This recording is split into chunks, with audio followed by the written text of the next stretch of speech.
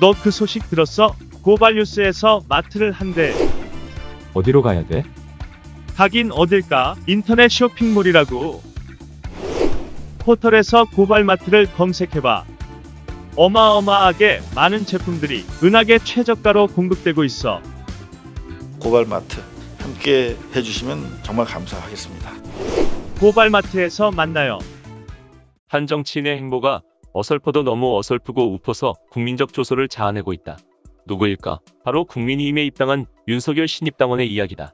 당초 8월 2일 입당하기로 했다가 이 같은 사실이 기사로 유출되자 서둘러 이준석 대표도 없는 7월 30일 전격적으로 국민의힘 기습 입당식을 마친 윤석열에게 기자들의 질문이 쏟아졌다. 왜 이준석 대표가 출장 가고 당사를 비운 오늘 입당식을 거행했는지 묻는 질문에 윤석열 당원은 이준석 대표가 없는지 오늘 일정을 몰랐다고 답했다. 기자들은 이미 전날 다 알고 있는 국민의힘 대표의 일정을 윤석열만 몰랐다는 것. 실제로 언론들은 윤석열의 캠프 직원들은 물론 국민의힘 당직자들도 대부분 윤석열의 30일 입당 사실을 사전에 모르고 있었다고 보도하고 있다. 독선적이고 독단적인 윤석열의 행동 방식을 드러낸 것이다. 장제원 의원과 부산민주공원에서 이한열 열사의 사진을 보고 왜 60민주화 운동이 아니라 79년 부마항쟁이라고 말했는가를 묻는 기자들에게 그런 말이 어떻게 나왔는지 저도 이해가 잘 안됩니다라는 윤석열의 답변도 충격이었다.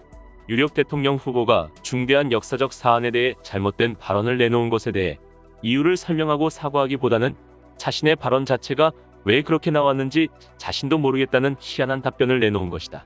앞으로 국가 중대사에 자신도 모르는 발언이나 행동을 얼마나 많이 내놓을지 생각해보면 눈앞이 아찔하다는 반응들이다. 역사의식도 없고 어설프기만 한 정치초년생의 기습 입당은 결국 대규모 개인정보 노출 사고로 이어졌다. 국민의힘 대외협력위원장인 권영세 의원을 만나 입당원서를 제출하는 과정에서 윤석열 당원이 권 의원과 악수를 한 뒤 입당원서를 펼치는 포즈를 취했는데 여기서 사고가 발생한 것이다. 이 장면을 생중계하던 방송사들이 입당원서를 클로즈업하면서 윤석열 전 총장의 생년월일, 주소, 전화번호 등이 식별 가능하도록 송출하고 만 것이다. 현재 온라인 커뮤니티에선 아크로비스타 306호 주소와 5721번으로 끝나는 윤석열 씨의 개인 핸드폰 번호가 확산되고 있다. 개인정보가 유출된 것보다 더 심각한 것은 이준석 대표와의 불편한 관계일 것이다.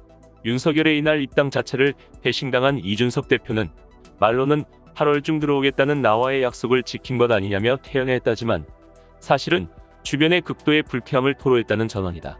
이 같은 윤석열의 날치기 입당을 두고 고발뉴스 이상호 대표 기자는 차사 뉴스 비평 방송을 통해 윤석열이 꿈꿨던 중간지대란 애초에 존재하지 않았다며 열린공감TV의 김건희 양검사 관계 폭로와 그 직후 터져나온 줄리벽화 사태가 확산되며 더 이상 자력으로는 지지율 하락세를 막을 수 없을 거라 판단했을 것이라고 분석했다.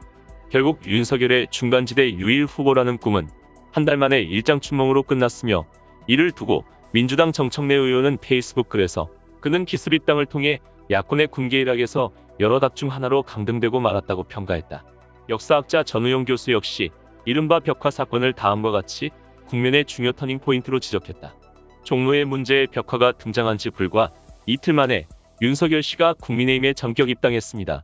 그는 41% 지지로 당선된 대통령의 임기 말 지지율이 40% 이상인 건 이해가 안 된다고 했습니다. 이걸 이해하지 못했기 때문에 정부를 무력화시키려 했던 거고 아직도 이해하지 못하기 때문에 국민의힘에 의탁해야 하는 신세가 된 것입니다. 국민의 뜻을 이해하지 못하는 윤석열 당원이 향후 지지율 하락세를 막고 반등할 수 있을까?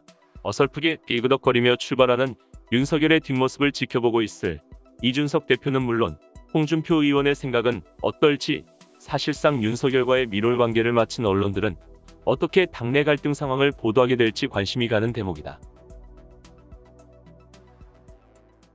이상 뉴스검색이었습니다. 구독과 좋아요 부탁드립니다.